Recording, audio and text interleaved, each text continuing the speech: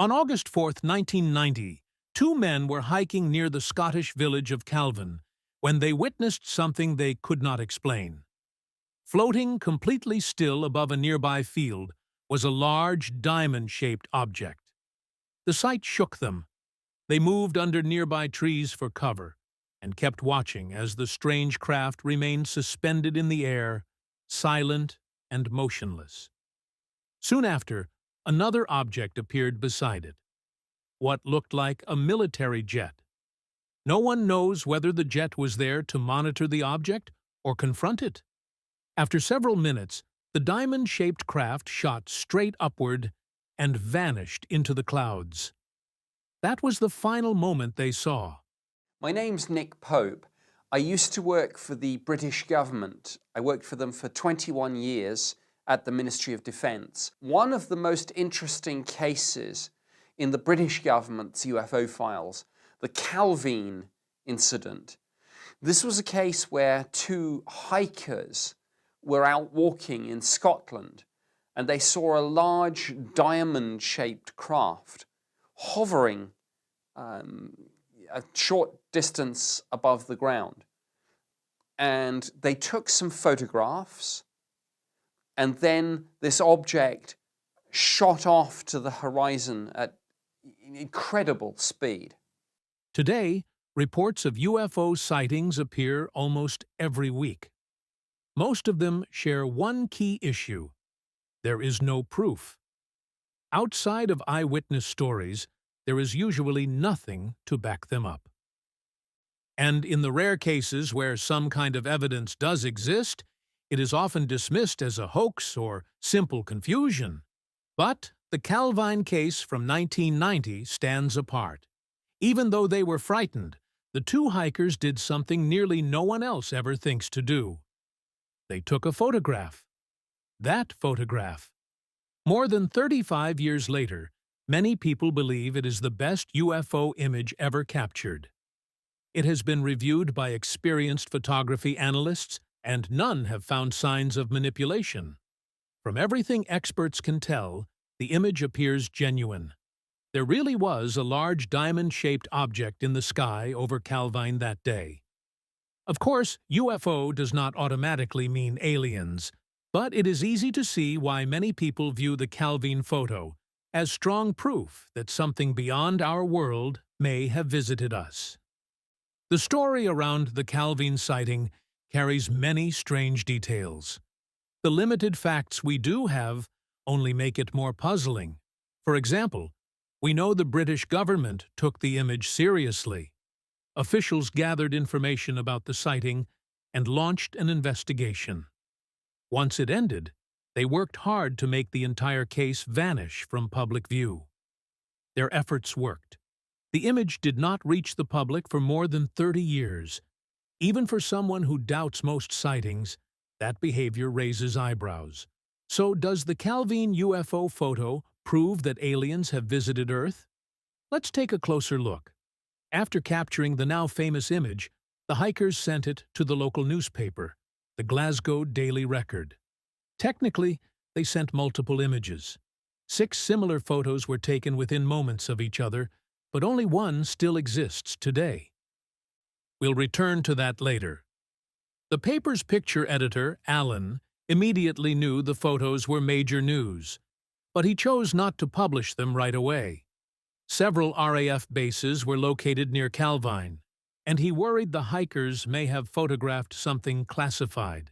The presence of what appeared to be a military jet in the image made the situation feel even more sensitive. Instead of running the story, Alan sent a copy of the clearest photo to an RAF contact, press officer Craig Lindsay. Lindsay was just as stunned by the image. But like Alan, he had no idea what the object actually was. Lindsay forwarded the photo to his superiors. Within hours, the British Ministry of Defence's UFO unit opened an official review. They asked for all 6 photos, the original negatives, and detailed interviews with the witnesses. Once Lindsay submitted everything, he was told to step away from the matter completely. In simple terms, he was told to forget about it. So he did. When no further updates came, Lindsay assumed the ministry had decided the images were fake.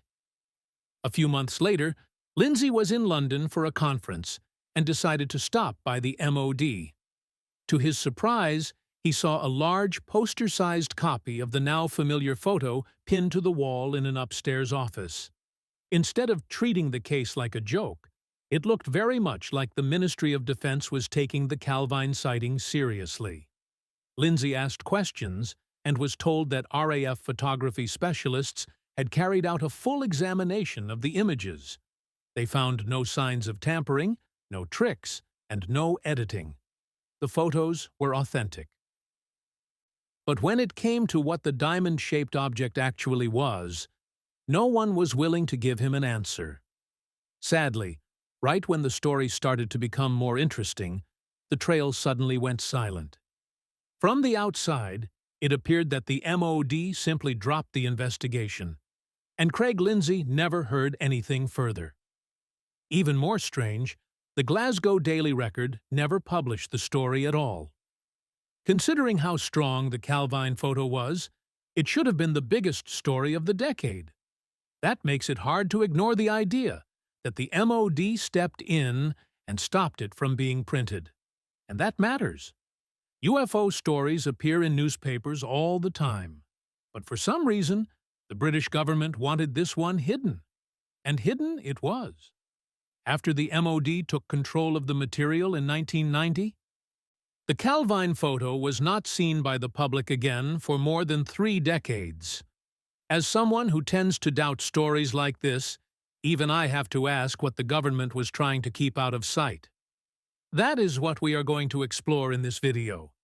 But first, we need to answer something important. If officials worked so hard to erase this case in the 1990s, how are we talking about it more than 35 years later? Stay with me, because this is where the story becomes more complex. For nearly 20 years, the Calvine incident existed mostly as a rumor. Only the most dedicated UFO researchers talked about it, and even they were unsure whether it had ever really happened. That changed toward the end of the 2000s, when official confirmation finally came.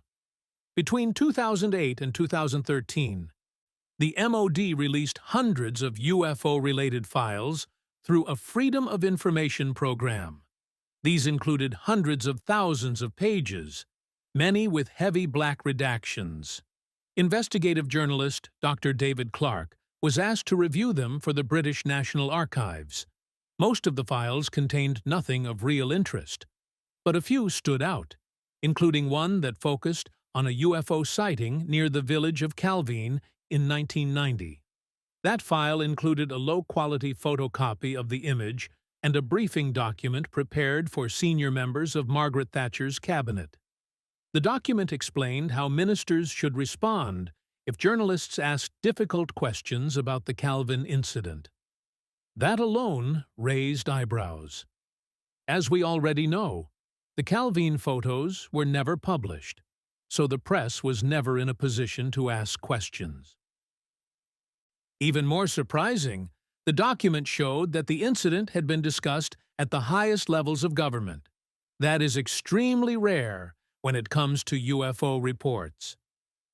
Clark became deeply curious, so he did what any serious journalist would do when faced with a possible major story. He started digging. The file stated that the MOD had returned the original photos and negatives to the Daily Record. But when Clark contacted the newspaper, no one could locate them in the archives. He reached out to contacts within the MOD, but they had no answers either. By this point, he was quickly running out of options. The only other possible sources were the 2 hikers who took the photos nearly 20 years earlier. But like everyone else connected to the case, their names and personal details had been removed from the files. To this day, their identities remain unknown, and neither has ever come forward. It is almost as if they vanished completely. With no leads left, and many other cases to work through, Clark eventually set Calvine aside. More than a decade would pass before he heard about it again, and that only happened because of pure chance. The MOD had been extremely careful when removing sensitive information from its released documents, especially when it came to personal identities. But in 2018, Clark came across one file that had slipped through the cracks. Inside it was the uncensored name of one of the MOD's UFO investigators. We still do not know who that person is. Clark has kept the name private to protect his source. But this former investigator agreed to speak with him about his time working for the MOD, as long as his identity remained confidential. You might expect that working on a secret government unit focused on UFOs would be thrilling. According to the source, it was mostly the opposite. Much of his work involved reviewing reports that were clearly hoaxes, misunderstandings, or people who were simply mistaken. That admission led Clark to ask a simple question. Had the investigator ever worked on a case that actually felt real? In other words, had he ever handled a sighting that could not be easily dismissed? You can probably see where this story is heading. As it turns out, there was one case the man clearly remembered because it had caused serious trouble at the ministry. It involved reports of a strange diamond-shaped object seen near a small village in Scotland. Almost 10 years had passed since he had thought about it in any serious way, but Clark knew right away which incident he meant. Calvine. When Clark first heard about the Calvine case, he suspected it was important. Now he was certain. He doubled down on his work and pushed harder to uncover more information. It did not take long before something finally broke. The key lead came from information about an RAF press officer who had reportedly been the MOD's main contact in Scotland during the Calvine situation. His name was Craig Lindsay. Clark first spoke with him in August 2021. Since they were discussing events that happened more than 30 years earlier, Clark assumed Lindsay might not remember much. That assumption turned out to be completely wrong. The retired officer said he had been waiting for someone to contact him about Calvine for over 3 decades. They spoke for a long time, with Lindsay filling in many missing details. The conversation helped greatly, but the biggest revelation came near the end of the call. At that point, everyone believed the original photographs had either been lost or intentionally removed by the MOD. Lindsay then admitted he had secretly kept one copy of the clearest image, stored safely inside the envelope he originally received from the Daily Record. For decades, the Calvine case had been treated like a strange story, buried in mystery. But the discovery of this photo changed everything. The image also held another detail that matters, which will be explained later in the video. Clark then asked photography expert Andrew Robinson from Sheffield Hallam University to examine the photo and check if it was authentic. Robinson completed a detailed review and reached several key conclusions. First, the photo paper and envelope appear genuine and match the time period. Second, the image matches the MOD photocopy exactly. Third, the weather seen in the photo fits official weather records for that date. It was cloudy, which makes sense given the location. Fourth, the film grain is consistent across the image, with no signs of tampering, edits, or layered images. Fifth, based on the estimated distance of around 750 meters, using the jet's visible size and depth of field, the diamond-shaped object appears to be roughly 30 to 40 meters long and 8 to 12 meters tall. Put simply, the image appears real, and it appears to show a real scene captured by the camera. That scene includes a large diamond-shaped object hovering in the sky. As for what that object actually is, Andrew Robinson has no clear answer, just like everyone else. He did examine a few common explanations.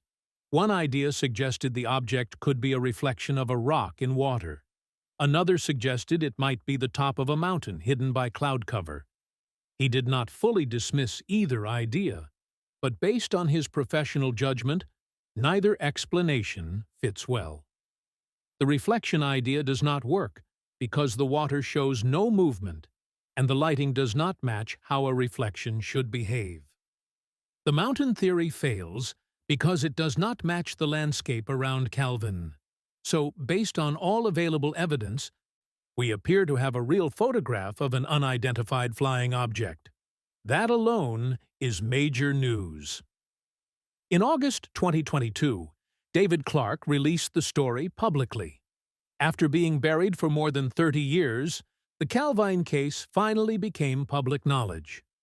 The reaction was explosive. The UFO community went into chaos. Clark hoped that media attention would convince the original photographers to come forward.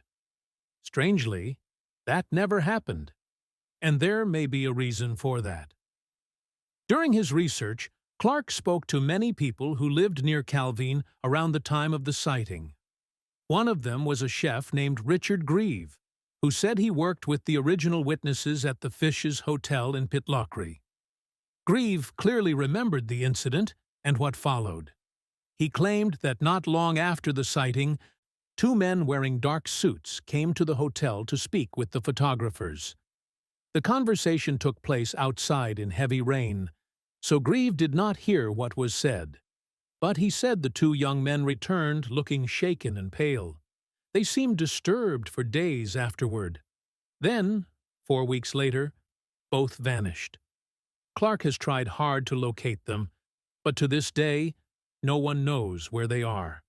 The situation is made worse by the fact that their identities remain unclear. Grieve could not recall their names, and the MOD files have their personal information censored. There is, however, one possible clue. Remember the photo Craig Lindsay kept? On the back of it, written in red pencil, is a name: Kevin Russell. There was no one by that name working at the Glasgow Daily Record, which suggests he may have been one of the two witnesses. At first, Clark felt hopeful. It looked like a breakthrough. But things took another strange turn. Clark has tracked down nearly 200 people named Kevin Russell, and none have led anywhere. One person seemed promising, a man who lived in the area at the time and worked in a hotel kitchen. In a sparsely populated region, this felt like too much of a coincidence. Yet, when Clark contacted him, the man said he had no knowledge of the Calvine incident at all. Either he is hiding something, or this story just became even more complicated. That brings us to the present. We now have a clear image, strong expert analysis, reports of government interference, mysterious visitors, and missing witnesses. Multiple professionals have reviewed the evidence and believe the photo shows something real. It gets even stranger. The MOD files on Calvine were scheduled for full release in 2021, following the 30-year rule. But just before publication, the MOD quietly delayed their release. Not by weeks or months, but by 55 years. The official explanation is that the files contain personal details of people who may still be alive. While this does happen in some cases, it still raises eyebrows. This case has become highly important, and many believe the public deserves to see what those files contain. So now we reach the big question. The Calvine incident stands as one of the strangest and most convincing UFO cases on record. But does the photo really show an alien spacecraft? Usually, this is the part where I explain why the story falls apart. But this time, I can't honestly do that. At least not with certainty. Right now, we cannot rule out the possibility of something non-human. But that does not mean we are out of explanations. The first alternative theory is that this could be an extremely well-planned hoax. And yes, I know what you're thinking. Haven't we already ruled that out? Not exactly, because when you look closer, the situation becomes more complex than it first appears. It is true that Andrew Robinson's study concluded the Calvine photo is authentic. As far as we know, The original RAF review in the 1990s reached the same conclusion, but there are important limitations.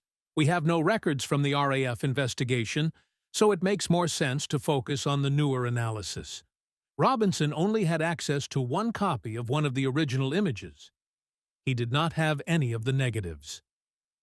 Even the photo that survives appears to have been trimmed slightly to fit the size of the photo paper. Based on what he could study, Robinson believes the image is real. But we also know the evidence is incomplete. Since his conclusions are built on partial material, it is hard to be fully confident. The missing negatives are especially concerning. Robinson himself explained that original negatives matter.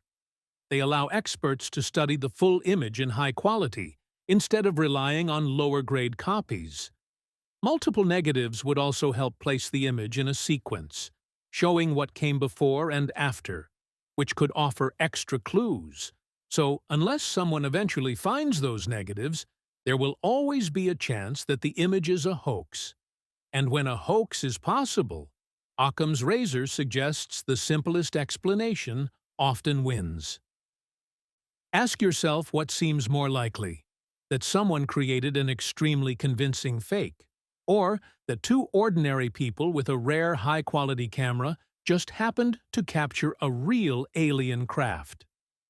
Unless you seriously believe in secret visitors from space, the answer probably feels obvious. But before we dismiss the whole thing as an elaborate trick, I am not convinced that explanation fully works either.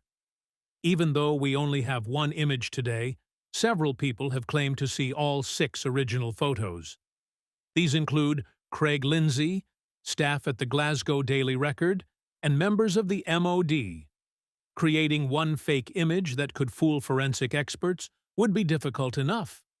Creating 6 convincing images that appear to show a sequence of events with movement would be far harder. Without the negatives, we cannot confirm this. But pulling that off would have been extremely difficult. Then there is the behavior of the MOD. Photo manipulation might explain the image itself, but it does not explain why the MOD showed so much interest in the case or why they worked so hard to keep it buried for decades. That does not prove the photo shows anything strange, but it strongly suggests the British government believes it does. Which brings us to the next idea. Alternative theory number 2, secret military technology. Now, I need to admit that I left out one small but important part of the story earlier. Let's go back to the phone call between David Clark and his unnamed MOD source. We left off at the point where Clark first learned how much attention the Calvine incident had received. But the source did not stop there. He explained why the MOD cared so much. According to him, the investigation did not end because they failed to identify the object. It ended because they did identify it. Their specialists concluded that the diamond-shaped craft was real, but it was not extraterrestrial. It was a classified U.S. military aircraft being tested over Scotland. In many ways, this explanation fits the available evidence. If the photos show a real aircraft, that would explain why expert analysis found no signs of tampering. It would also explain the secrecy, as well as the presence of what looks like a military jet in the images. It might even explain reports that 2 men in dark suits warned the original witnesses to stay quiet, and why those witnesses have never come forward. Some people might jump to dramatic conclusions, but in reality, a firm warning and a strict non-disclosure agreement could easily have been enough. At first glance, it all seems to fit. Black Project aircraft would explain the photo, the secrecy, and the official interest. We even have a source linked to the MOD suggesting this is the case, even if it came indirectly through David Clark. But there is still one problem I cannot get past. If this image shows secret U.S. military tech, then what exactly are we looking at? I have never seen anything that looks remotely like this diamond-shaped object. The closest suggestion anyone has offered is that it could be a stealth blimp. But even that feels like a stretch. And if it really was some kind of stealth blimp, it seems strange that nothing like it has ever been revealed to the public. The photo is more than 35 years old. That is a very long time in military development. History is full of examples where classified aircraft were first mistaken for UFOs. The SR-71 Blackbird, the B-2 bomber, and the F-117 are just a few. In all those cases, the truth eventually came out. Today, anyone can look them up online. So if Calvine really shows secret military hardware, why is it still secret more than 3 decades later? Now let me tell you about another UFO sightings that is discussed even after decades. The Belgium Triangle UFO refers to a wave of sightings reported across Belgium between late 1989 and 1990. Hundreds of people, including police officers, civilians, and trained observers, described seeing large, silent, triangular objects moving slowly across the night sky. Many witnesses said the craft had 3 bright lights at the corners and a red or white light in the center. Some claimed the object hovered in place before speeding away in seconds. The reports became so frequent that the Belgian Air Force took the situation seriously. In March 1990, they even scrambled 2 F-16 fighter jets to intercept one of the objects. Radar systems picked up unusual signals, and pilots reported strange movements that did not match any known aircraft.